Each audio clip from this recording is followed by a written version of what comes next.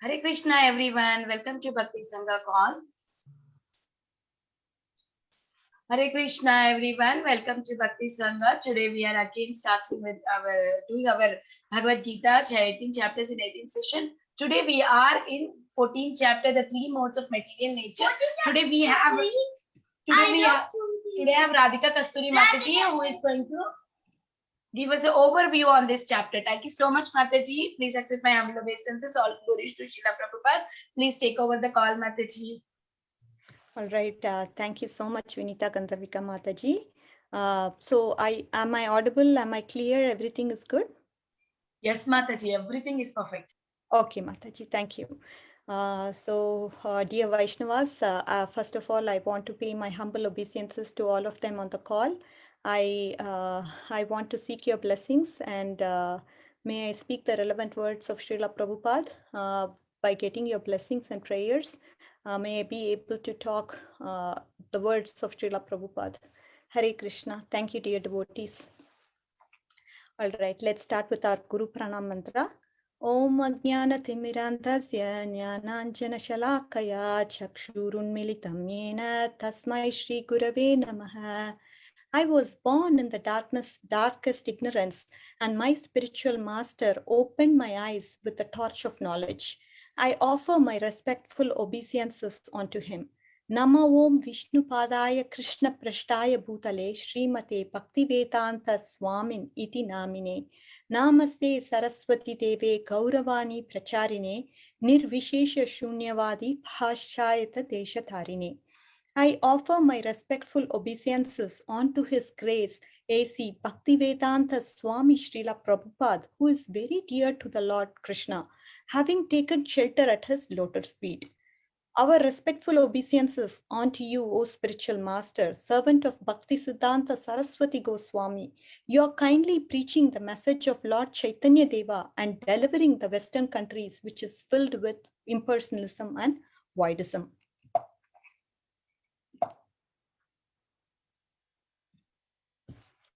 Jaya Shri Krishna Chaitanya Prabhu Nityananda Shri Advaita Gadadhara Shivasadi Gaura Bhakta Vrinda.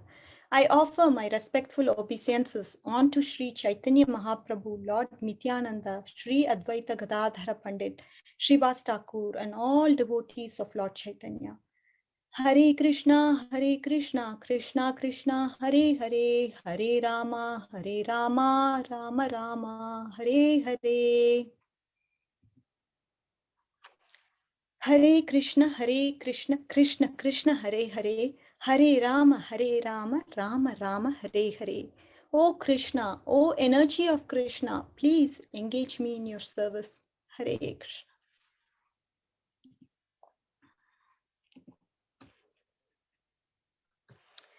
All right, so moving on to chapter 14, which is the three material modes of nature. So now, as we always see, the connection between what is the 14 chapters, what is the 13th chapter to 14th chapter, how can we actually relate it is something we usually see. So likewise, the connection for this chapter is verse number 22 from 13th chapter. Purusha prakriti stohi bhungte prakriti jangunan karanam gunasankosya sadasat yoni janmashu. So what does the verse say? And how are we going to have that connection with chapter 14? So this verse, the 22nd verse from 13th chapter, explains why the living entity is entangled in Maya, that is the Prakriti, due to he is entangled in this Maya due to his desire for engagement. And chapter 14 is going to explain how this Maya binds the soul through the modes of material nature. So that is the connection. So if you look at the translation for verse number 22 from the 13th chapter, it says, the living entity in material nature thus follows the way of life, enjoying the three modes of nature. This is due to his association with material nature. Thus he meets with good and evil among various species. So if you look at it this way, this particular living entity, he always wants to enjoy in the three modes of material nature. Again, this is due to his association or contact with the material nature. And because of this, he is going to go into different species of life. So that is the connection. And here we are going to see how this Maya is binding the soul through the modes of material nature. So that is the relevance, dear devotees. Now, let's go into the first two verses. Krishna, he glorifies pure knowledge in verse number 1 and 2. So let's understand that more. Parambhuya pravakshami jnananam jnanamuttamam yajñatva munayas sarve param siddhim mito gatah. Again, I shall declare to you this supreme wisdom, the best of all knowledge, knowing which all the sages have attained the supreme perfection. So Srila Prabhupada says, now in this chapter, the Supreme Personality of Godhead explains what those modes of nature are, how they act, how they bind, and how they actually give liberation. By understanding this knowledge, various great sages, they have attained perfection and they have transferred to the spiritual world. So now we understand that the build-up is there.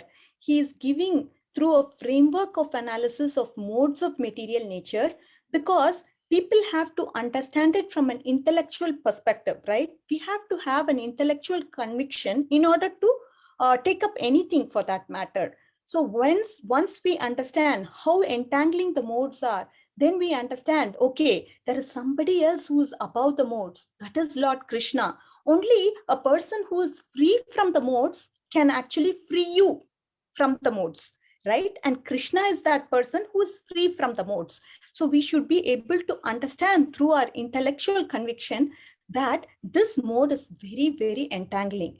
And if we get caught in this modes of material nature, then we will be going through the samsara on and on and on. It is going to be a repetitive cycle. That is why we need to transcend above the modes. And for that, who can do that? Only Krishna, who is free from all the modes, can actually free us from the modes. So that is what is being talked about here. And then once you understand that somebody who is liberated, and that this liberated person who is Lord Krishna, he can actually liberate me. So with this understanding, we get a conviction, and then we actually start practicing bhakti or devotional service. And when we start doing that, there is this knowledge that develops. It's not theoretical knowledge, but you apply what is being taught. And through that application of the knowledge which is being taught, what happened? All these sages, they have attained supreme perfection. So this is this is sort of a build-up that Krishna is giving to Arjuna. And he speaks and he says, this is the highest knowledge. So that is verse number 1. Let's move on to the next verse. The first two verses talks about the glories, right? Second, idam jnanam upashritya mama sadharmyam agata sargepi nopajayante pralayena vyatanti cha. By taking shelter of this knowledge, one can attain the same nature or form as mine. One is freed from repeated birth and death again in universal creation, or experience the pain of death at universal dissolution. So this is what Krishna says in verse number 2. So let's understand what Srila Prabhupada says. Generally in this material world, whatever knowledge we get is contaminated by the three modes of material nature. Knowledge which is not contaminated by the three modes of material nature is transcendental knowledge, right? Krishna is the person who can give us that transcendental knowledge, because he is the one who is free from these material modes. All other books which are tainted, which are written by the human beings, are always going to have some sort of a mental speculation, and hence that knowledge is not transcendental. Knowledge that Krishna gives, that comes through our Guru Parampara, that is the transcendental knowledge. So let's understand more of this verse. Idam jnanam upashritya, right? So as devotees, when we take shelter of Lord Krishna's message, you also take shelter of the knowledge that he has given us. So for our purpose, for our perfection, our nature, what is it? It is our nature to love and serve Krishna. And then when we direct our loving service towards Krishna, then that dharma is Sanatana Dharma. that dharma which is eternal, because we act according to our internal nature, and our internal nature brings us and leads us to eternal happiness. So in that process, mamasa dharmyam agata, one will attain the same nature as Lord Krishna. So that is what is Krishna saying. And sargepi nopa jayante, they are not destroyed at the time of death, right? And taking birth again, you're liberated from that birth cycle. So we are all spiritual beings, as you know. They are not. And what happens is that this illusion identifies us with matter. And because of this illusion, we assume a birth at the time of creation, and the death happens at the time of annihilation or destruction. So now to this person who has understood his internal swarupa, this person attains eternal happiness and is able to attain the same nature and form as that of the Lord. And for him, there is no repeated birth and death. That is what pralayena vyatanticha. At the time of death, there is no bewilderment. No, so he has transcended the modes and he will go beyond his bodily consciousness, which is what is the explanation for pralayena vyatanticha. At the time of death, there is no bewilderment for this person, because this person transcends the modes and is able to go beyond the bodily consciousness. So we all know, to the extent we identify with a body, to that extent we are afflicted with pain. So what we have to do is, Prabhupada always says this, the soul sees the body as a vehicle on rent. Once the purpose is served, then we don't worry about it anymore. We always say, right? I mean, Srila Prabhupada uses this statement very often, make the best use of the bad bargain that is given to us. Body is bad, of course, but you have to make the best use of the bad bargain. And say, for example, in this example we saw, we hire a car, we use it, we go to New York, say in DC, we drop it off, and we don't care. We just move on with our life. So body is a car, something we need for us to function in this world, to perform seva to the Lord. We need this body, and we need to utilize the body in the service of the Lord. So once we become spiritualized, then the car is no longer needed. So we have spiritualized our consciousness, and in that process, we don't need the car or body anymore. Then we return. Return the car, meaning we return our body to the material nature, and then we go and get that spiritual body. And with that spiritual body, we start serving Lord Krishna. So this is the understanding. The result of attaining that knowledge is that you will get an internal swarupa by which you will be able to serve the Lord eternally. And that gives you eternal happiness. So this is the understanding for verse number 2. Moving on, verse number 3 and 4. So this is Jiva's contact with Prakriti or matter. Let's understand more. Sarvayonishu kaunteya murtaya sambhavantyah thasham brahma mahatyonir aham bija pratapitaha. All the species of life, O son of Kunti, are made possible by birth in this material nature, the mother, that is Prakriti. Aham bija pradapitaha. I am the seed-giving father. So what does Srila Prabhupada say here? In this verse, it is clearly explained that the Supreme Personality of Godhead, Krishna, he is the original father of all living entities. All right. So let's understand more of this verse. So as I said, 3 and 4 are interrelated, and let's understand 3 and then we can go into 4. Mama Yonir Mahad Brahma. So Krishna is using Brahma to material nature. So obviously Brahma can have different meanings, and Brahma here, Mama Yonir Mahad Brahma, here the Brahma refers to the material nature. And then Tasmin Garbham Dadamyaham. I give the seed from which a womb is formed, that through which an impregnation happens with the Prakriti. Sambhava Sarva Bhutanam. Sambhava means to manifest, become possible, all living entities. Tato Bhavati Bharata. So here what Krishna is saying is, Krishna has glorified the knowledge in the past 2 verses. He has caught Arjuna's attention in this knowledge, and Arjuna obviously now wants to know what will make us free from birth and death. So we understand that the material nature, Krishna is the seed-giving father, and he impregnates the material nature with the jiva, and because of which the living entity gets a form. So that is what is being explained in verse number 3 and 4. So Krishna is the seed-giving father, and Prakriti gives so Prakriti is the mother. So that is the understanding from verses 3 and 4.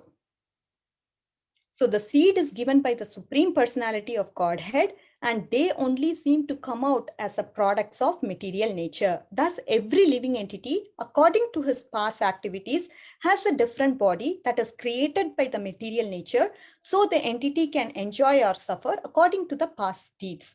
Whatever the jiva has done according to the past deeds, he is going to get a different body based on his actions. So that is, and Lord, he is the cause of all causes, and he is responsible for the manifestations of the living entity in this world as well. He is our eternal father, and the mother of all jivas is Prakriti. So the material nature doesn't get activated on her own. It is only because of the Lord she gets activated. Okay, so let's move on to the 5th verse, 5 to 9. How the material modes actually bind the pure jiva is going to be seen from verses 5 to 9. Sattvam rajastamaiti guna prakriti sambhavaha nibadnanti mahabaho dehe dehinam avyayam. So it's verse number 5. And sattvam rajas tamaiti. So goodness, passion, and ignorance, that is sattva, rajas, and tamas. These are the 3 modes that are there. Guna prakriti sambhavaha. These 3 gunas, they are produced by the material nature. Nibadnanti mahabaho. So when they are born from the material nature, what happens? Nibadnanti mahabaho. Oh Arjuna, you are a Mahabaho. You are a very powerful person. But no matter how strong you are also going to be bound. Dehe dehinam avyayam. So this refers to the fact that the soul actually becomes bound to the body. What does the avyayam means? Avyayam here refers to the soul. It means that it is imperishable, changeless. It doesn't get old. It doesn't get deteriorated. That is what avyayam means. So sattvam rajas tamaiti guna prakriti sambhavaha nipatnanti mahabaho. The catch here is you are mighty armed, Arjuna. You are a mahabaho. And it's okay. You can be a mahabaho, but still you are going to be bound, Arjuna. That is what is the point. Dehe dehinam avyayam. What is the reason? Because the soul gets bound to this body, and that is the reason you are going to get bound. The soul is going to get bound to the material body. Okay, let's understand what Srila Prabhupada says here. The living entity, because he is transcendental, has nothing to do with the material nature. Still, because he has become conditioned by the material modes, that is because he has become conditioned by the material world, he is acting under the spell of 3 modes of material nature. Because the living entities have different kinds of bodies in terms of different aspects of nature, they are induced to act according to that nature. This is the cause of varieties of happiness and distress. So Krishna, he is introducing the 3 modes here, and he is saying that these 3 modes, they are born of the material nature, and they are the reason why the soul is bound. No matter how powerful the soul may be, still the soul becomes bound. That is the important point. So different people, we all know, they react differently. Say, for example, someone angrily shouts, someone may drink, someone may seek wisdom. So these are examples of people. Say, for example, an angry person is considered to be in the mode of passion. Person who drinks is considered to be in the mode of ignorance. Someone seeking ignorance is considered to be in the mode of goodness. So we can also consider a real life scenario.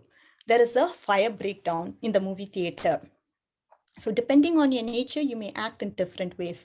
Some person, if you look at some people, they may just run and stampede and create stampede. Some other person, they may just stand frozen because something has happened. They may just like freeze and do nothing and just stand still there.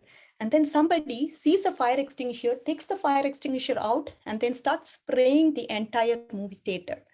So the person who starts spraying the movie theater is in the mode of goodness. On the contrary, the person who's running, reacting, but he didn't think properly, and creating stampede is in the mode of passion. And the third guy who's just frozen is in the mode of ignorance. So this is the difference, how because of the nature, a particular living entity acts in a different way. So the choice is that we are given the freedom to choose our decisions. And once we make a decision, we stand on that mode. Whatever that mode may be, once we operate through that mode, we start functioning in that mode. So if a person, for example, chooses the mode of passion, then he starts to behave passionately. So which is the understanding from verse 5. Sorry. Okay, moving on to the 6th verse. Tatra satvam nirmalatvat prakasham anamayam sukha sangena padnati jnana sangena chanaka. The mode, if goodness, is the purest of the three modes. It is eliminating and frees one from sins and distress. Those situated in the mode become conditioned by the sense of happiness and knowledge, O sinless Arjuna. So let's understand what is bondage by Sattva Guna. What is Srila Prabhupada telling here? So the difficulty here is that when a living entity is situated in the mode of goodness, he becomes conditioned to feel that he is advanced in knowledge and is better than others. In this way, he becomes conditioned. The best examples are scientists and philosophers. Each of them, they become proud of their knowledge because they generally improve the living conditions and they feel a sort of material happiness. This sense of advanced happiness in conditioned life makes them bound by the mode of goodness of material nature. So let's understand more of this. So the mode of sattva, that is tatra sattva, is peaceful and gives knowledge. So peaceful is anamayam, that is without disease is what anamayam means actually. Because of its purity, that is the reason. Because of its purity, it's making you peaceful and it also gives you knowledge. It binds this jiva, nibadnanti, with false conception of happiness and knowledge. Sukha sangena, badnati jnana sangena chanaha, O sinless one. So that is the meaning for this verse. Let's more so understand this verse. Say, for example, an alcoholic, he can become obsessed with the drink, and because of that drink, he can start behaving unusually with people, and he may also start hurting others and even themselves for that matter. In contrast, mode of goodness, it actually harmonizes these people actually engender material awareness. They are very cautious of what is happening in this material world. They are able to perceive the circumstances and the consequences of the actions. These people in the mode of goodness, they will never drink and create harm for others or for themselves because they are able to see things clearly. What is right? They are able to see that from that perspective. And because of that reason, they are able to see the consequences. Because they are able to see things clearly, they understand what the consequences are. And for that reason, they are aware of this material world. And so what is Nirmalatvat means here? It is that it gives you, this Nirmalatvat gives you Sukha, that is they have happiness, and they have Jnana, that is they have knowledge. Because they are having knowledge, they are cheerful, they are happy. But there is a problem. What is the problem? When a person is happy, he becomes complacent. He loses, they have a tendency to strive and work harder. But this happiness gives them complacency. And complacency is obviously tamoguna. So from sattva guna, they can actually come down to tamoguna. There is a possibility because this happiness is false happiness. And because of this happiness, they feel so good about it and they become complacent eventually. So that leads them to tamoguna. Now, what about this knowledge? Because there is knowledge, obviously, and they become eventually proud of this knowledge. I am knowledgeable. You see, I'm very knowledgeable. The published, those people are really foolish here. What to speak of them? I am very knowledgeable. And this causes pride. And pride is in Rajoguna.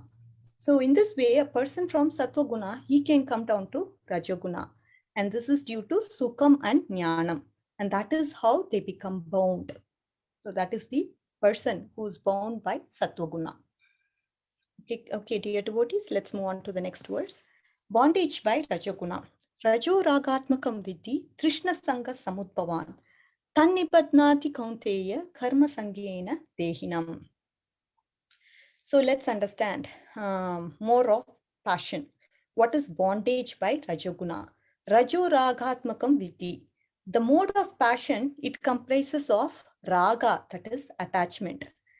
Trishna sangena samudbhavam. So attachment for what one has and Trishna for what one does not have.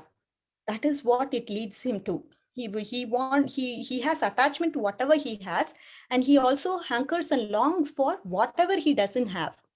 Okay? Tannibatnati kaunteya, and thereby he becomes bound, this person in Rajoguna.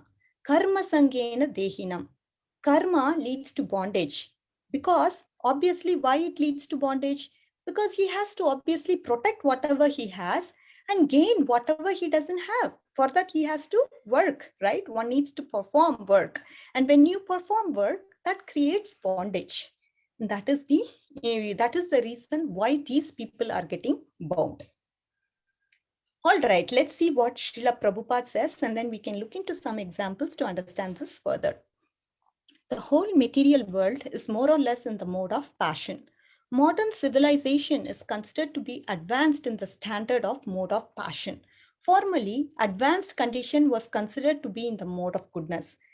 If there is no liberation for those in the mode of goodness, what to speak of those who are entangled in the mode of passion? So if this person in the mode of goodness doesn't practice bhakti, then he is not going to be liberated from the circle of birth and death. And if that person in goodness is not going to be liberated, to what to speak of this person who's in the mode of passion? That is what is Srila Prabhupada bringing about. So now let's understand, if somebody reminds us if you look at in Mahabharata, Duryodhana character is something that I wanted to quote here as an example. Duryodhana, he was very foolish. Pandavas, they told him, just give us 5 villages and take all the world, rest of the world, it all belongs to you. Just give us 5 villages and you go and relax as a king and be the king of the world. No. Because of greed, what happened? Duryodhana told him, I'm not going to give you any piece of land. I'm not at all going to give even a pinch of land for you. What to talk about 5 villages? I will wipe out the Pandavas once you have finished your once you have come back from the forest, I'll finish all of you guys. I can rule whatever, I can rule the whole world without any enemy. That is what I want. So there is greed in his heart. And because of this, he was destroyed at the end. The greed in him resulted in destruction. And so he became a slave of greed. So likewise, in our everyday situations, we also get succumbed to many things like that in this world. We can become a slave of anger. We can become a slave of greed. We can become slave of greed, anger, lust, anything, right? In this world, there are so many tempting things which we can become slaves of. That is what we need to ask ourselves. And all that is in the mode of passion. So that binds the living entity. Okay. So this is a good example that I wanted to quote on greed, which is passionate behavior. Okay. Bondage by Tamoguna.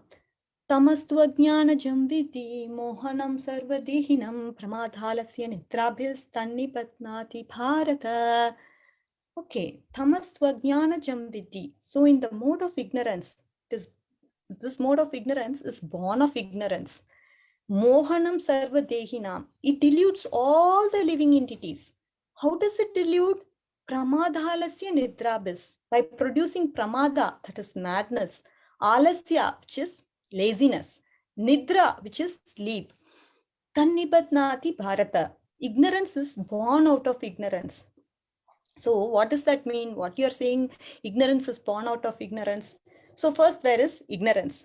When we act in ignorance, we become more and more entangled in that ignorance, and it complicates our life.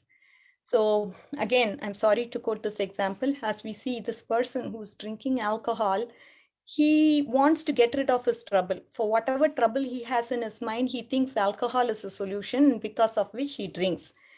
And to get rid of the trouble, he wants to drink, but the trouble can come back as more troubles because of him drinking. The consequences of him drinking, it can lead to many further consequences. It can hurt people, he can harm people. Again, because his mind is unconscious at that point in time, he doesn't know what he's doing. This leads to very, very bad, unforeseen circumstances. And as a result, there is more trouble waiting for him in the future. That is what ignorance born out of ignorance means. Ignorance born of ignorance means. So ignorance leads to further ignorance. Okay, it doesn't improve any further. It doesn't improve for good, but it creates more bad for us. That is what is the meaning. And here Srila Prabhupada mentions a very important thing. He quotes the difference between goodness and ignorance. The mode of goodness is just the mode of ignorance is just the opposite of mode of goodness. In the mode of goodness, by the development of knowledge, one can understand what is what. That is through knowledge. But this person who's in ignorance, he's just the opposite. He is under the mode of ignorance and becomes mad, and a madman, he cannot understand what is what. Instead of becoming advanced, he actually becomes degraded. Here in the PowerPoint also, we see something that Srila Prabhupada has very nicely quoted. Under the spell of ignorance, one can understand a thing as it is. For example, everyone can see the grandfather has died and therefore he will also die. A person is mortal. We can all understand that.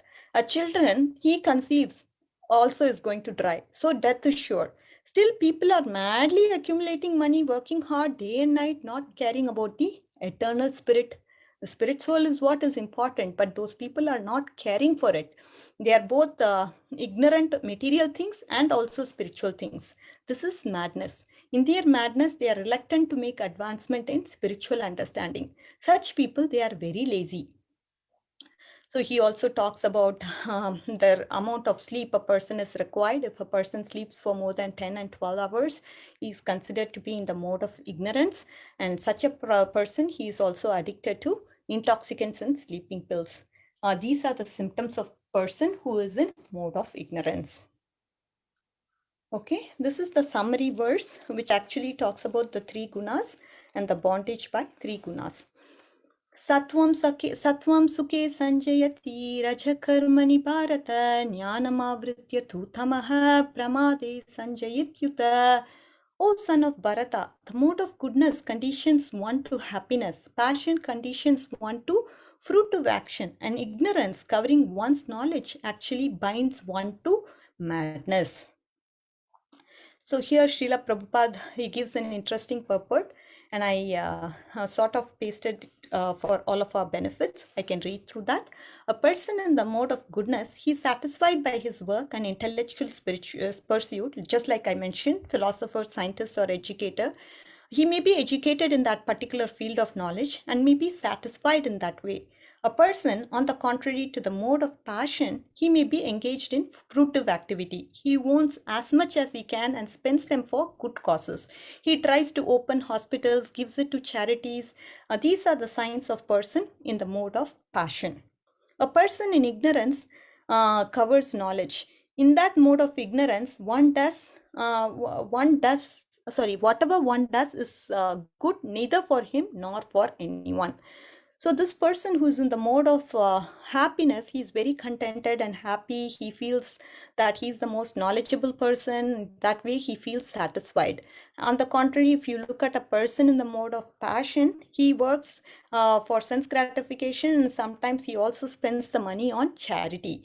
And again, that charity given in the mode of passion is for name and fame. See, I donated $1,000 to this particular institution. See, and then he propagates that all over. He makes the publishing, he publicizes it all over and tells it to the whole world that he donated it for a good cause. That is in the mode of passionate people. They are driven by honor, pride, and all that. So that is the, so you may ask, right, this person seems to be a sattva-guni person, but again, you have to look at it from their consciousness, how they actually present themselves to the world, whether it is for name, fame, honor, or what. And the mode of ignorance, this person is covered by knowledge, and that is why he doesn't know what is right and what is wrong. Okay. Very important. Coming to the table here, it actually talks about the competition among the modes. So how do you know a particular mode is increasing in my life? So through this table, we'll be able to understand and perceive which mode is actually prevalent in your case. Mataji, Yes. I have a question. Can we take the questions in the end, dear? Okay. Thank you. Thank you, Aditya. All right, so it's a very beautiful example that Srila Prabhupada has quoted, and I just wanted to bring it up. I don't know if I'll have time, but maybe this particular example I will quote, and based on it, we will see how much we have time for others. Okay, so I'm going to talk about a story of Srila Prabhupada and his disciples. Okay, so this example shows how one can actually elevate from a tamoguna to sattva-guna. So let's look at that example now. Srila Prabhupada, he went to New York, and when he preached in New York, there were two disciples actually, Mike and Jan. They were boyfriend and girlfriend, but later they got married. So Mike and Jan, they actually became devotees. After they became devotees, they went to, they said to Srila Prabhupada, can we go to San Francisco? And we have many friends there. We can all make them disciples, and some way we can create interest for them on devotional service, and we can actually elevate them. So Srila Prabhupada said, why not? You can definitely go to San Francisco.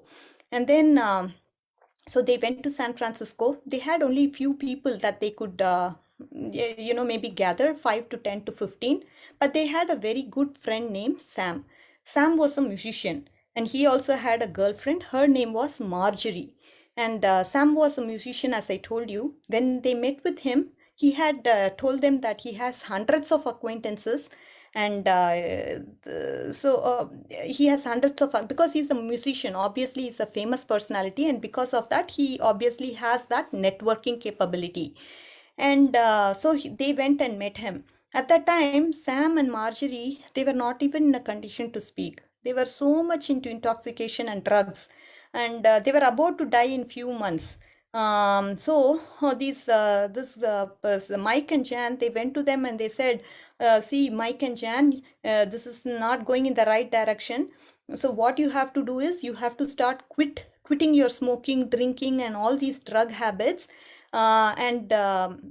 You have to, I have a morning Mangalarti program for you. Here are the details. You please come and attend my morning program. In the morning program, what we do is we chant the Guru Pranam mantra, we chant, so we sing a lot of bhajans, and then we do Srimad Bhagavatam, and then chanting of the glories of the holy name of the Lord. We also do Tulasi Aarti. So by attending this Mangala Aarti program, you can actually get high, so high that you will ever, this is higher than what even your drugs or intoxicants can offer you. So you better come and attend our morning program. And what happened was, 1 week they consistently attended the morning program, and after attending the morning program, they were so convinced, oh my God, this particular devotional service can give us so much bliss and happiness. We don't have to worry about anything anymore. Like that they felt, and they started to practice Krishna consciousness.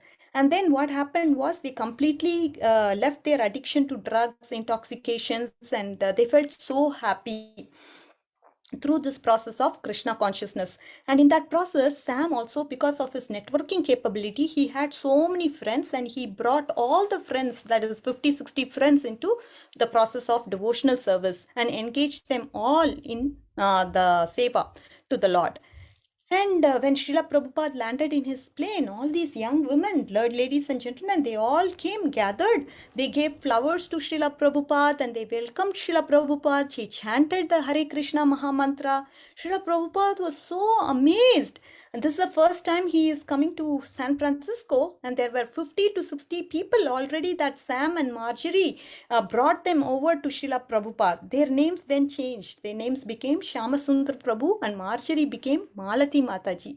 So the reason why I wanted to share this story is that a person who is in Tamoguna, he can definitely get elevated to Satvaguna, and that is definitely possible through the process of bhakti, which is for very important for us to understand, and that is the reason why I wanted to bring this point up.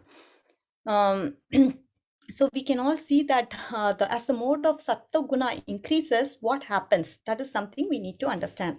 What happens is that all the 9 gates of the body, that is 2 eyes, 2 ears, 2 nostrils, mouth, genitals, and anus is eliminated by knowledge and happiness. Now you may ask, what does this mean? So this means the senses are actually the doors through which consciousness travels, right?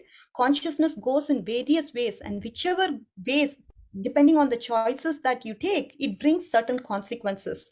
So one is able to perceive consequences because all the senses are illumined, meaning these senses are able to understand what is right and what is wrong, because of which they are able to go for sattva guni type of actions, because those actions are not going to lead them to distress, and those things that they do, they certainly know it is going to give them happiness, and that is what these senses do, the knowledge working senses, right?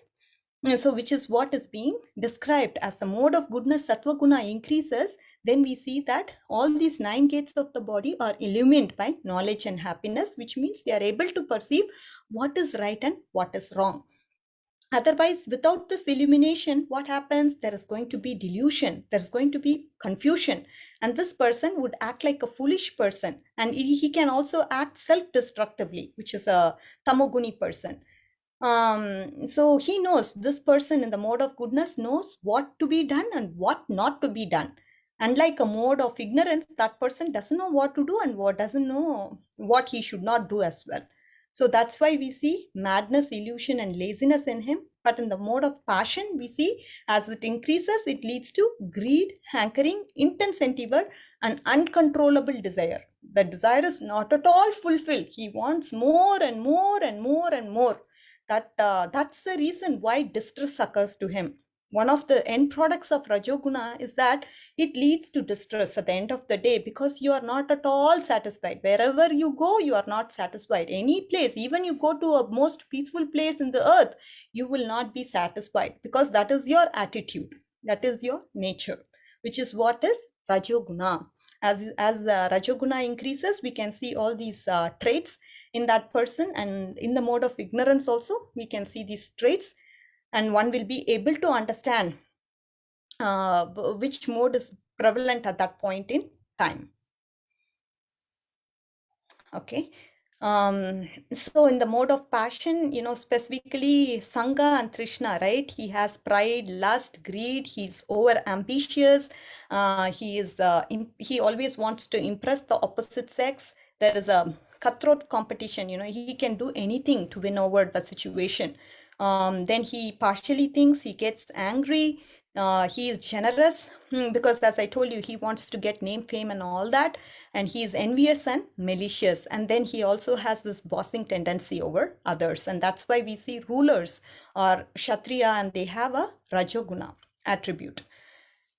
Okay, so when it comes to ignorance, these people, they daydream and they think, okay, there are so many 100 tasks I need to do, but they will not do even one task. Because of that laziness, they will not be able to even accomplish one task.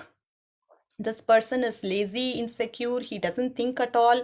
There can be suicidal thoughts in him. The person in ignorance, they are bewildered, they are depressed most of the time, they feel fearful, they are intoxicated, they are confused, foolish people. So that is the attributes of the mode of ignorance. Okay. This is what happens. So when passion increases, the symptoms of greed, hankering, fruitive activity, uncontrollable desire, all of them increase. And when mode of ignorance increases, then we see madness, illusion, and laziness are present in that person. So let's move on to our next verse. I think I'm running out of time already. Do I go? Yeah. So as you can see from this picture, so these are different colored glasses. They are different tinted. So depending on the color that you want to see, that will be the color you will see. If you look through a yellow color glass, then you will be able to see yellow color. If you're going to see through the blue color, then you are going to see blue. If you're going to view with a blue tinted glass, then you are going to see blue color as the end product. So that is how the modes are. Depending on the mode you act, you will actually eventually end up pursuing that mode very actively. So that is the understanding from this particular colored glasses. And thank you, Lalitangi Mataji, for this particular slide. Appreciate it. Okay, 14th to 18. This talks about effect of conditioning by the modes. So what is the destination after death to these people? Satvaguni people, these people in the mode of goodness, they go to higher planets like Brahmaloka, Tapaloka. And Rajoguni people, because they are so attached to fruitive activities, so they come back to the earth. And Tamoguni people, they don't know what they are doing. And that is why they degrade themselves to be born as animals. That is the lower species. This is the destination after death. Okay, so the first Satvaguni person goes to Brahmaloka, Rajoguni person, because of his fruitive activities, he goes to earth, and then the Tamoguni person, he becomes born in the lower species of life. Here we are going to talk about a story of Nahusha to help us better understand with an example. We all know that Indra, he killed Vritrasura and he also killed Vishwarupa. So because of this, Indra accumulated lot of sins. So Indra could not be relieved from the reactions of his sinful activities. Even by performing sacrifices for atonement, he could not be relieved of the sinful reactions. And therefore, he has to obviously undergo that sinful reactions. If he has to undergo the sinful reactions, he can't be present in the heaven and enjoying all the privileges that the heaven has to offer. So at that time, Nahusha was acting as an officiating. He was kind of playing the role, taking the post of Indra. And that is again, we see that because of the piety earned, he was able to go to the heavenly planets and able to rule as Indra. But what happened was he was able to rule due to his knowledge, austerity, and mystic power. But he was definitely blinded by power and opulence. And because of that, he made undesirable proposals to wife of Indra, that is Sachi Devi. And he wanted to actually enjoy with her. And Nahusha, because of this reason, he was actually cursed by the Brahmanas. And later, he actually became a snake. So we see Nahusha, he was actually promoted to the heavenly planet because of the piety that he has accumulated, and then he happened to fall down into the fall down and become a snake due to the act of ignorance. So we saw he was in the mode of goodness because of which he was elevated, but then due to his act of ignorance, he was brought down immediately to the lower species such as a snake. So this is the understanding from the story. And again, thanks to Lalitangi Mataji for this particular slide as well. Now we are going to actually talk about how we can transcend the modes. And here I want to bring up two stories which are very important for us to understand the concept. Once we understand the glory of bhakti, then nothing can actually forbid us from not practicing bhakti, right? So it's very important to understand what bhakti has to offer. Okay, let me go on to the slide. So the first story, I don't want to say a long story on this, but then I'll immediately, come to the main points here. We know about Mrigari. Mrigari is a hunter, and what he was doing as profession was half killing the animals. He wouldn't kill the animals fully, but he would half kill them, and that was the pleasure he derived. His father, he told him, it seems that you should just half kill them and you will get the pleasure by killing them such a way. Narada Muni, he happened to come into play, and he told Mrigari, oh Mrigari, what you're doing is such a sinful activity. Whatever you do to these animals will come back to you. These animals, they will come back to kill you. So don't do this activity. If you want to perform this activity, kill those animals fully and don't partially kill them. So then Mrigari, he was all, Narada Muni was also able to revive some of the animals that were dead. He brought them back alive. So looking at the looking at the powers of Narada Muni and looking at the consequences he has to face in the future, Mrigari became terrified and he asked Narada Muni, what can I do, Narada Muni? Please tell me, please instruct me. I'm ready to follow your advice. I'm just begging you, please tell me what I should do. And then Mrigari was told that he has to perform this act of devotional service and be engaged in the service of the lordships. And at one point, when immediately he started to contemplate and followed Narada Muni's advice, at one point when Narada Muni and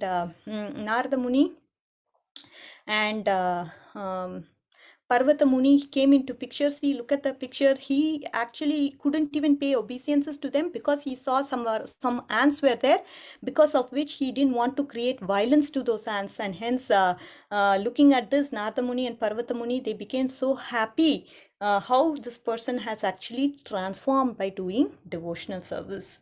So how devotional service can change a person is depicted through the story of Mrigari.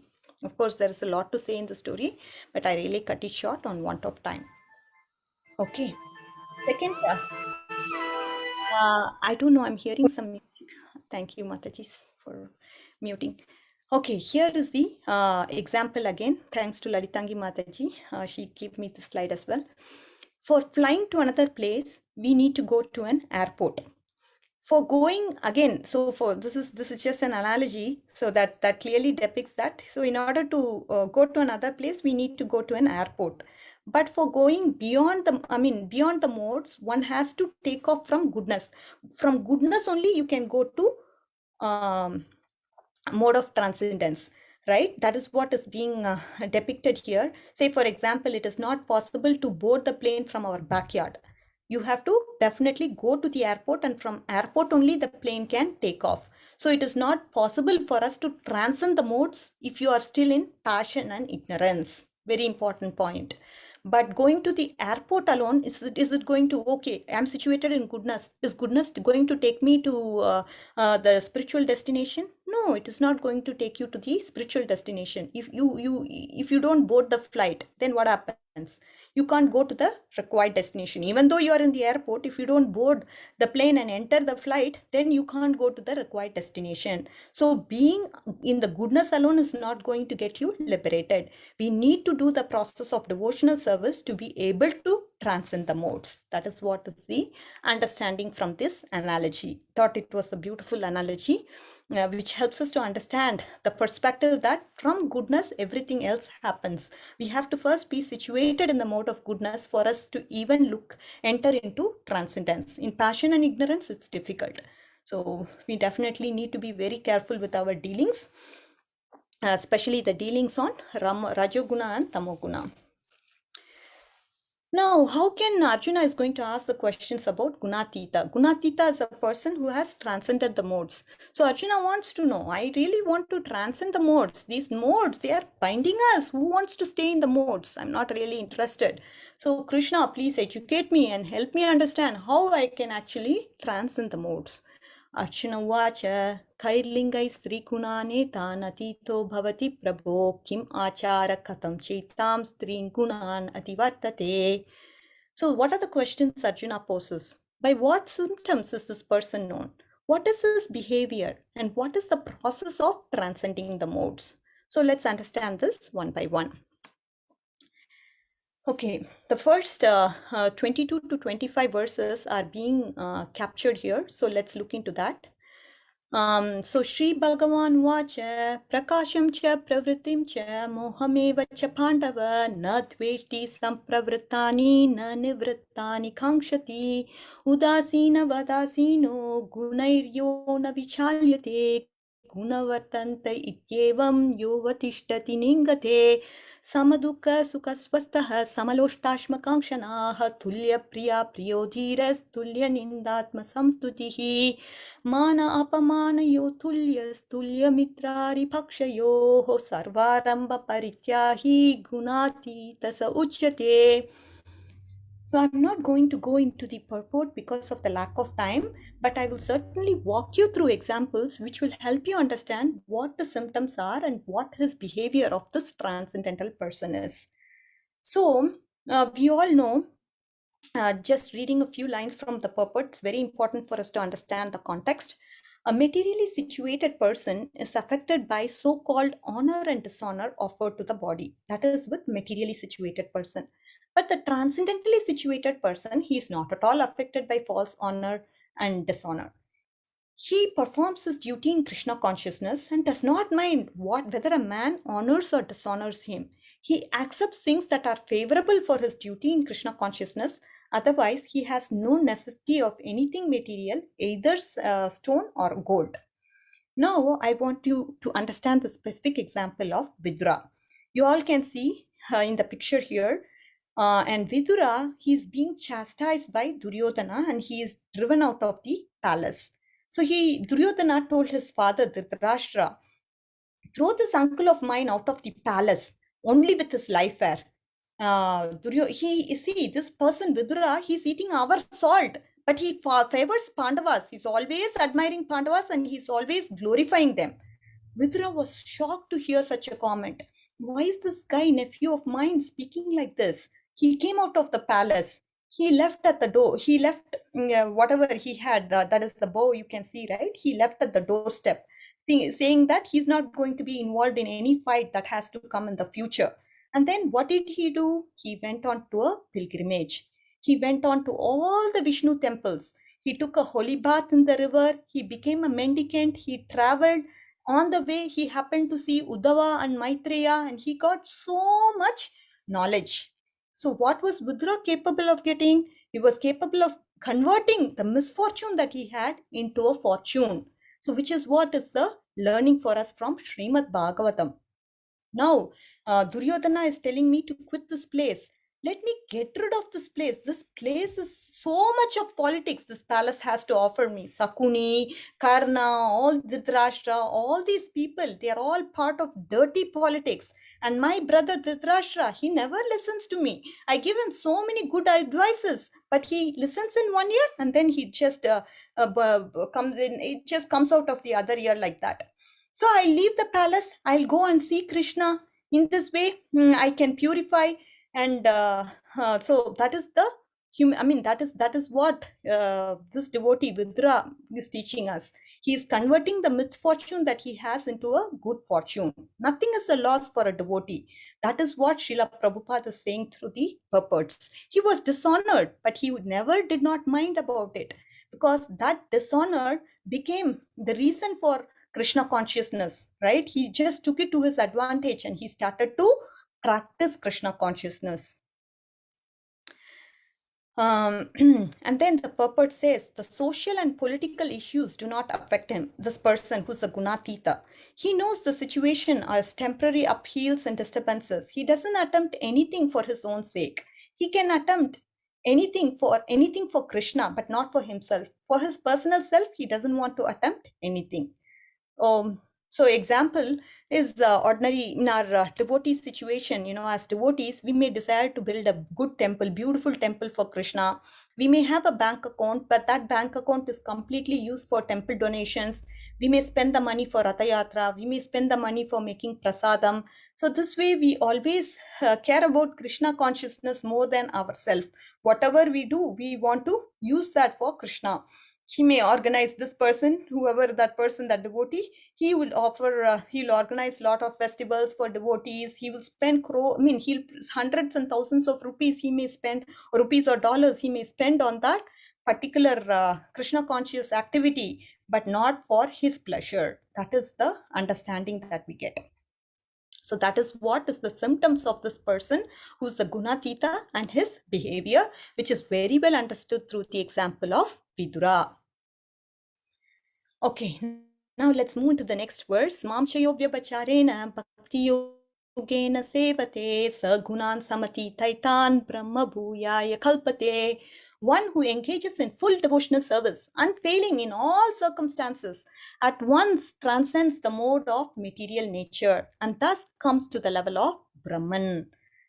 So this person, so what is this person's characteristics? We can see through the activities of Srila Prabhupada. If you look at Srila Prabhupada, he was unwavering, undisturbed through all the reactions of material qualities.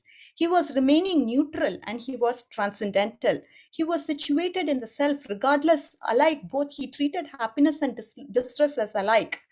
He looks at the stone and the gold as the same thing, with an equal eye. He is equal towards the desirable and also undesirable. Because when you look at Prabhupada's life, he lost all, whatever he wanted to build big factories and all, everything was lost. Even that kind of situation, he turned it into a desirable situation. He turned the misfortune into a fortune. Like how Vidura was, Srila Prabhupada also was the same thing that way. He was steady, he was situated equally in praise and blame, honor and dishonor. He treated everyone alike, that is, he treated the friend and enemy equally. He renounced all the material activities.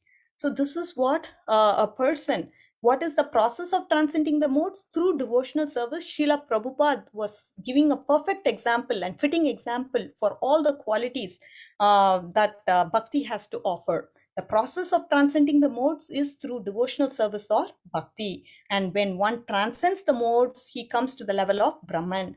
Bhakti Yoga, I'm just reading what is here in the slide. Bhakti Yoga means the Lord is there, the devotee is there, and there is an activity of exchange of love between the Lord and the devotees.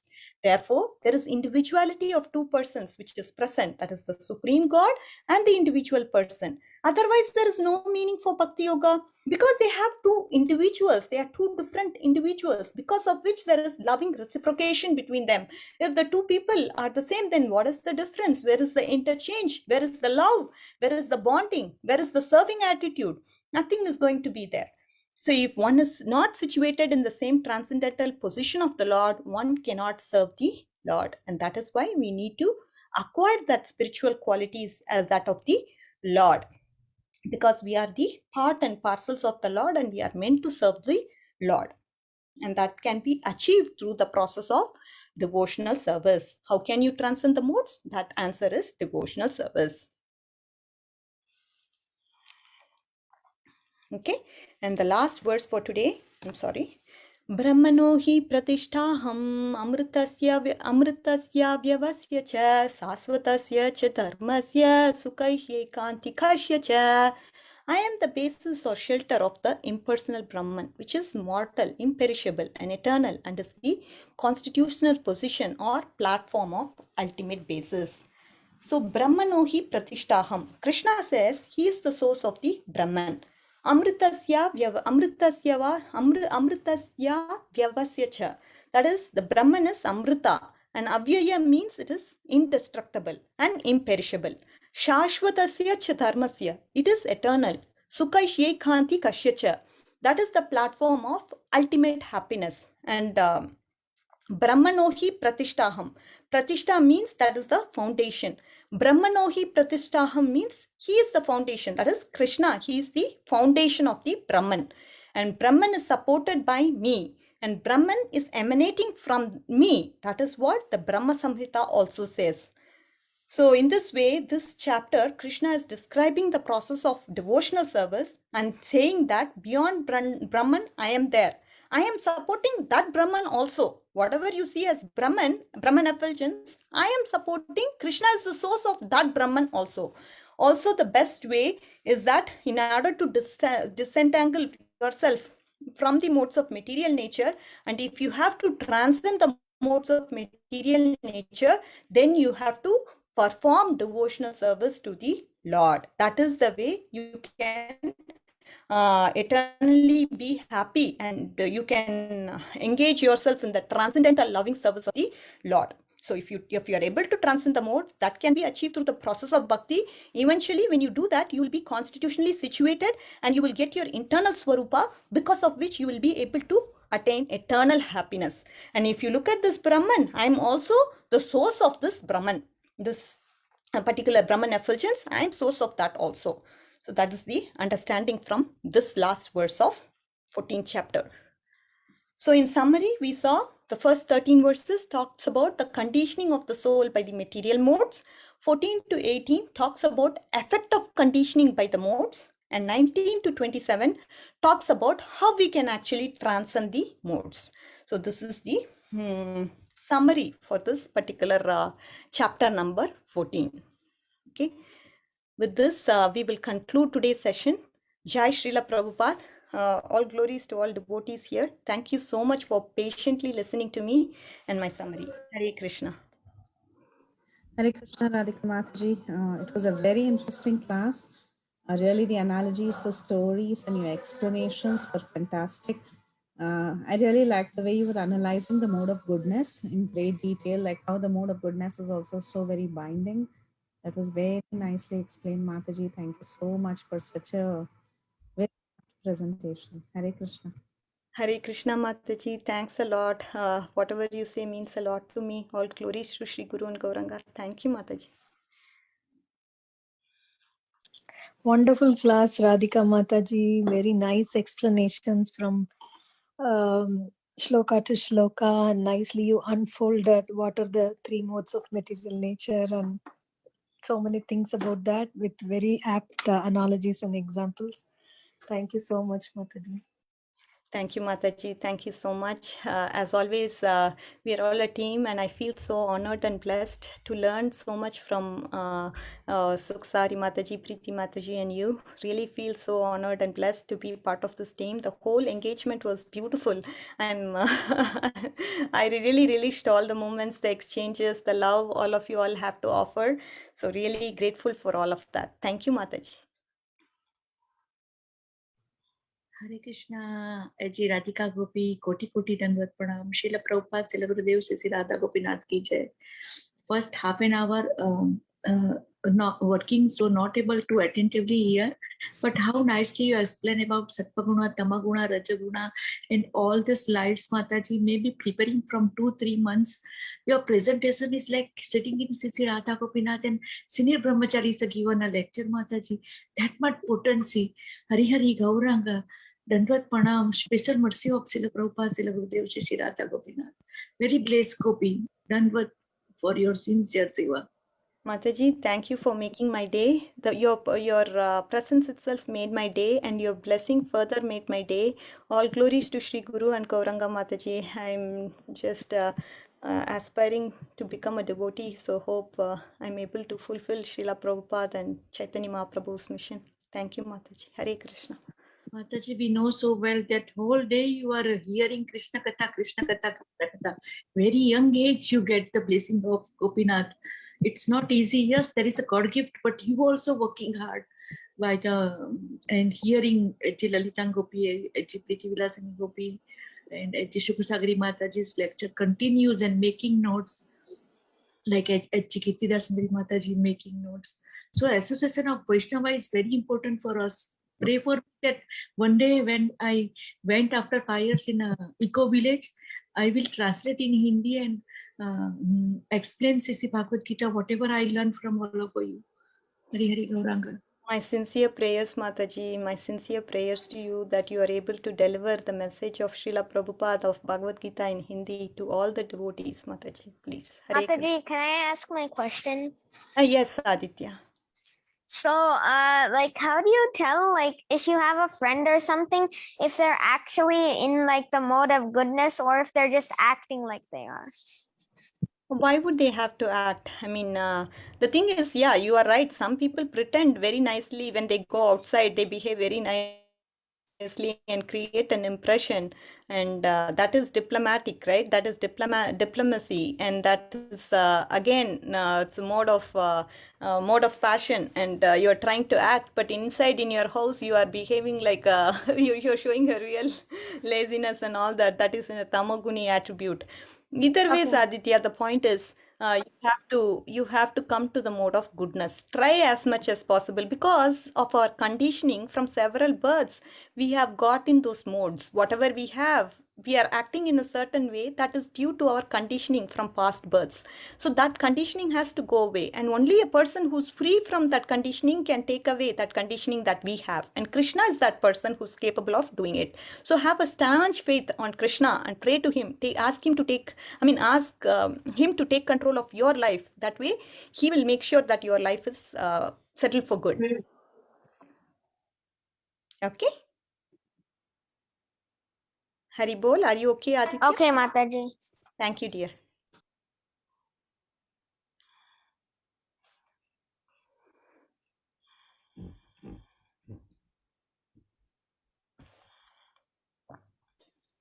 Hare Krishna Mataji. Hare Krishna, Lakshmi Mataji. Thank you very much, Mataji. It was such a wonderful class. Mataji, the example you gave on that airport slide, Yes. that was a little bit confusing for me. Can you just only say the gist of it? What was it? Yeah, so as far as the airport example goes, the point is the gist or whatever the essence is, you can transcend the modes only when you're in goodness.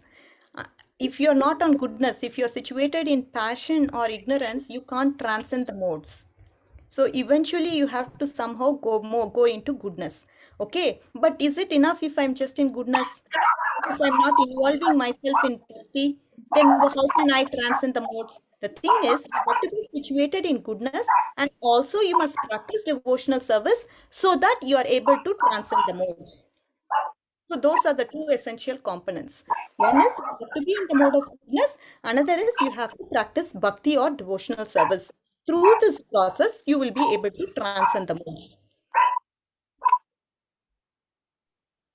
Okay, Mataji. So you were trying to say that only reaching the mode of goodness or reaching the sattva guna is not the goal.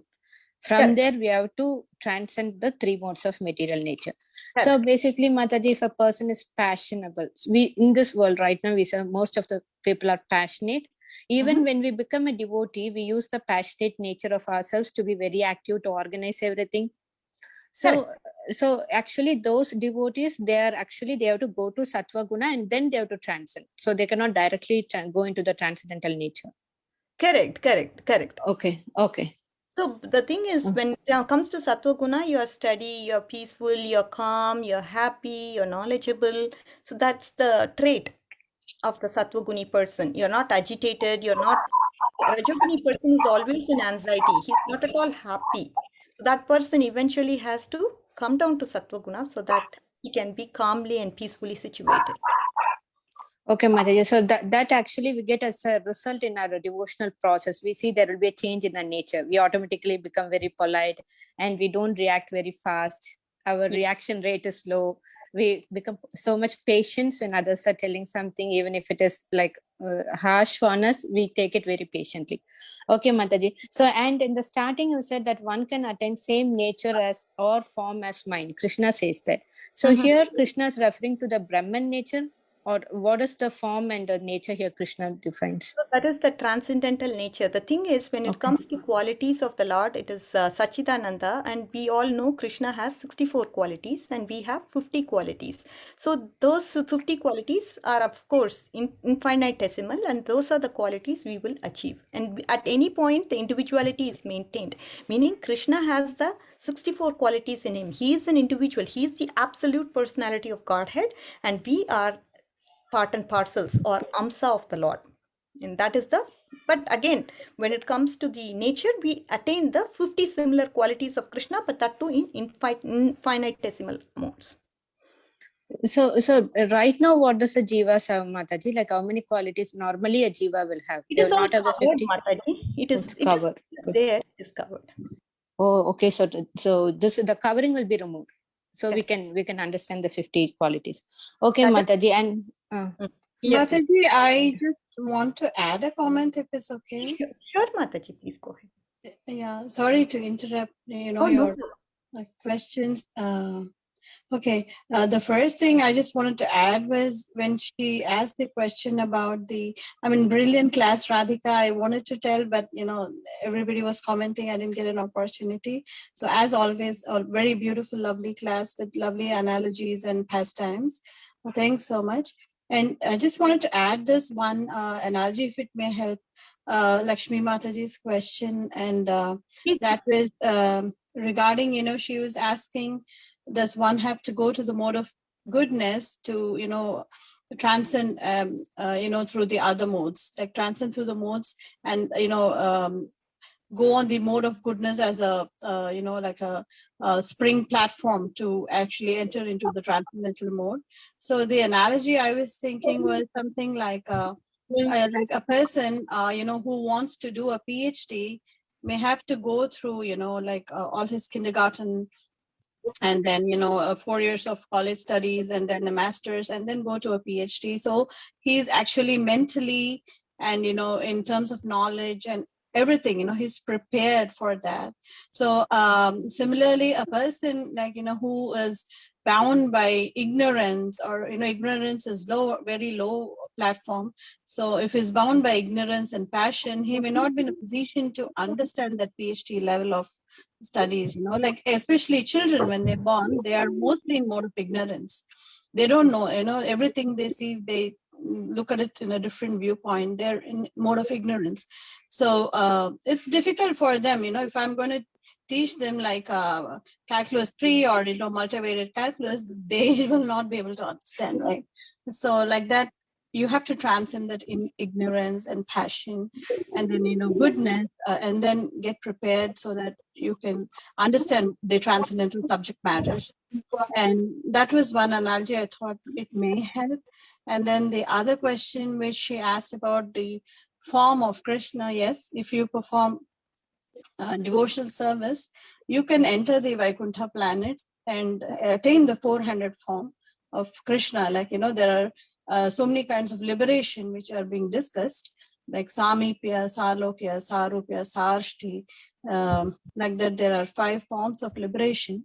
But then, and Sayujya. Of course, the Sayujya is merging with the Brahman platform, which a devotee never aspires for. The other 4, can be attained in the Vaikuntha planets. But the devotee, he even discards, or he doesn't value these other forms of liberation which I just mentioned also. Like Samipya is like staying in the close association of the Lord in the Vaikuntha planets in a 400 form. Then Sarupya is attaining the 400 form. And Saarshti is having all the same like potencies like the Lord. Samrupya, Sarupya, Sarashti, and Salokya, like staying in the same planet of the Lord. So the devotee doesn't aspire because he or she only wants to always be in a position where he or she can serve Krishna, and enjoy the transcendental rasa with Krishna. So that is, he transcends even the Vaikuntha levels of liberation. That's what the Chaitanya Charitamrita and Nectar of Devotion says, that even a devotee even, doesn't pay importance to even the Vaikuntha level of liberation.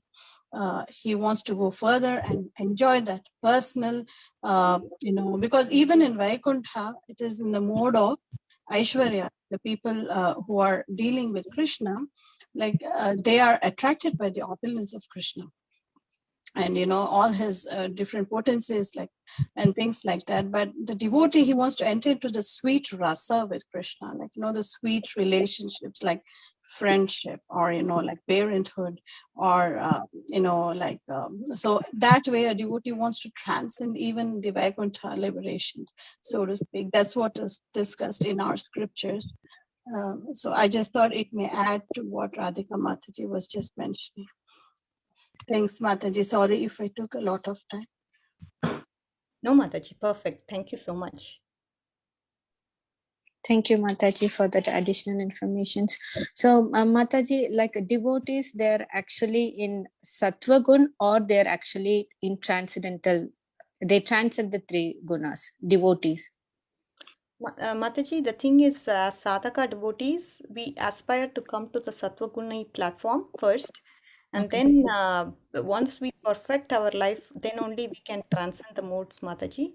So obviously, we have different stages, right? I mean, when we come to Nishta, we actually, when we come to Nishta, that is, uh, what happens is the passion and ignorance goes to a certain extent, and we get prominently situated in the mode of goodness. So that is what we aspire, at least come to Nishta and slowly to Ruchi, Ashakti, and all that. But again, we need to perfect our process, right? I mean, that's as we perfect, slowly the Sattva Guni becomes prominent. Okay, Mataji. So if that is the case, so the devotees also come into the bondage of the mode of sattva that you were mentioning in the bondage of sattva.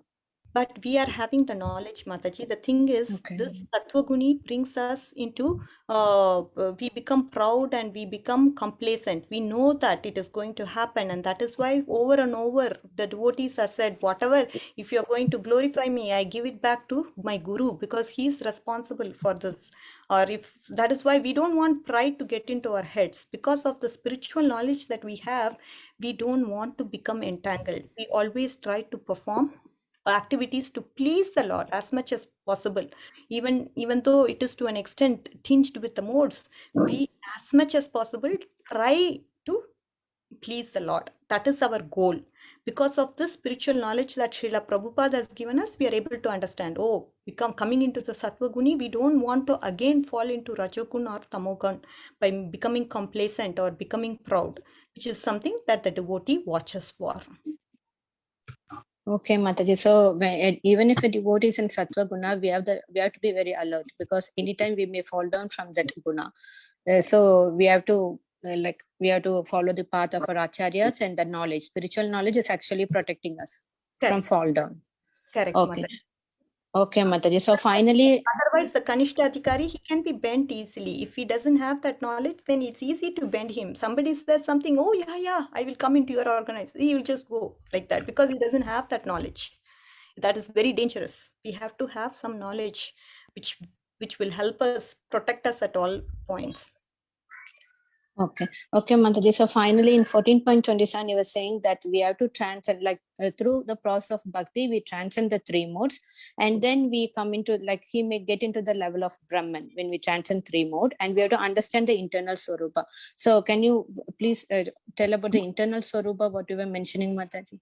The internal Swarupa is the eternal relationship that you have with the Lord, Mataji. It could be the friendship rasa, it could be the parental rasa, it could be any rasa that you are personally involved with Krishna.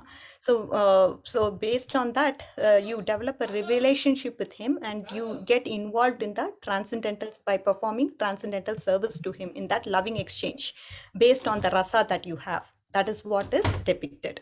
I mean, that is what is the internal Swarupa, and that Swarupa gives you eternal happiness that nobody can take away. Okay, Mataji. So our relationship with God, the relationship of a jiva with a God, in what rasa we have. Correct, Mataji. Okay, Mataji. So it was very wonderful class, Mataji, because the example you gave, there were so many examples and analogies. It was very easy for us to understand. It was very nice explanation. And also the example you mentioned about Prabhupada and the devotees, Sam, they actually, how from then you said they were such an addicts. So from the lower, even lower than in Tamogana, they were very lower. So from there, it transcended them to a devotee, means a power of devotional service. Yeah, So that is very wonderful, Mataji, and very wonderful class. And the slides were very beautiful. Thanks for all the Matajis and Prabhujis who are in the background helping with the slide. And thank you very much for your service, Mataji, for your time and your knowledge you're sharing with us. Jai Sachinandana, Hare Krishna. Thank you, Mataji. Thank you always for your association. Not a single class you miss. Your sincerity is just so inspiring, and whatever you do, I think even the other devotees like me, they get inspired seeing your sincerity and listening to questions and all of that. Thank you, Mataji. I totally appreciate your participation and your question and answer sessions. Totally enjoy all that. Even I liked personally that example, Mataji, because that example, how can a person a drug addiction, right? It is so not at all possible, but bhakti can make it possible, which is absolutely only Srila Prabhupada can do this. So I was totally impressed, Mataji, and devotional service. All right. Thank you, Mataji.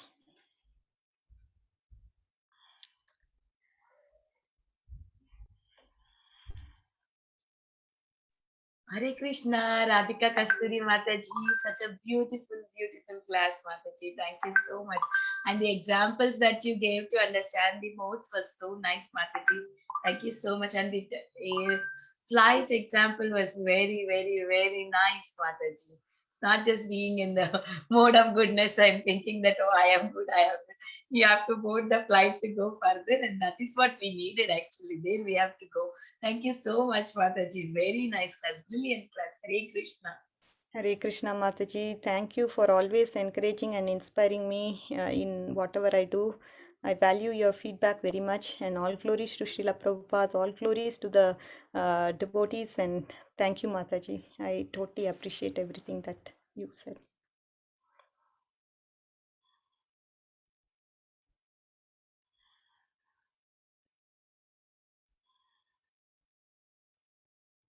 Yes, Radhika Mataji, I take only 2 seconds. That story is touch to heart, Mataji. Totally changed that drug Vaishnav drug person. Not said person, he is a devotee now.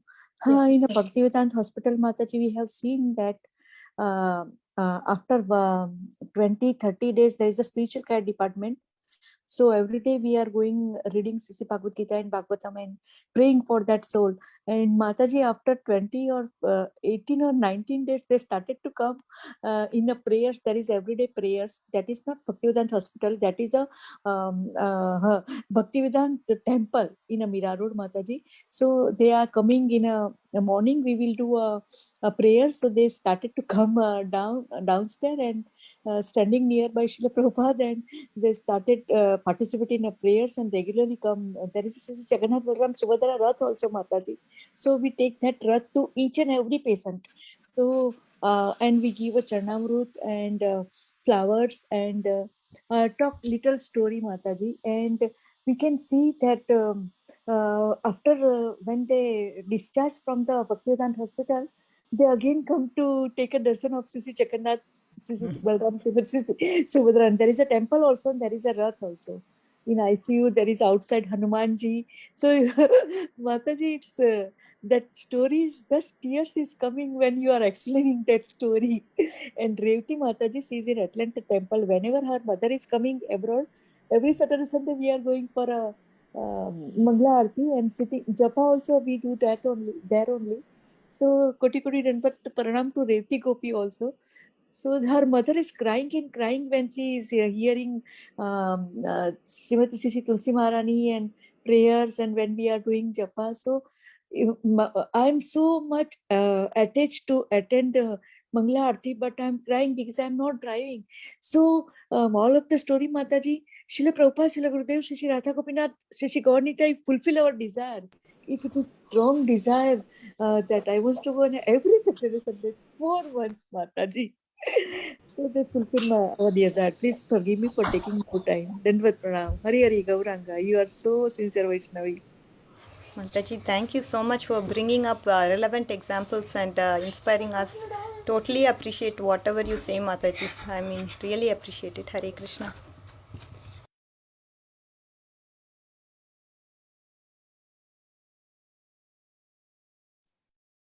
Thank you, Mataji. Once again, if there are no more questions and realizations, we can close the call here, Mataji. I would like to offer my obeisances to you and all the Vaishnavas. Vanchakalpa tarupyasya kripa sindhu bhyo patitanam pavanebhyo Vaishnavebhyo namo namah. अनंत कोटि वैष्णव की जय, शीला प्रभुपाद की जय, राधिका कस्तूरी माता जी की जय. All glories to assembled devotees, Mataji. All glories. Hare Krishna. All Vaishnav Vrunda ki jai. Thank you, Mataji. Hare Krishna. Closing the call, dear Hare Mataji. Krishna.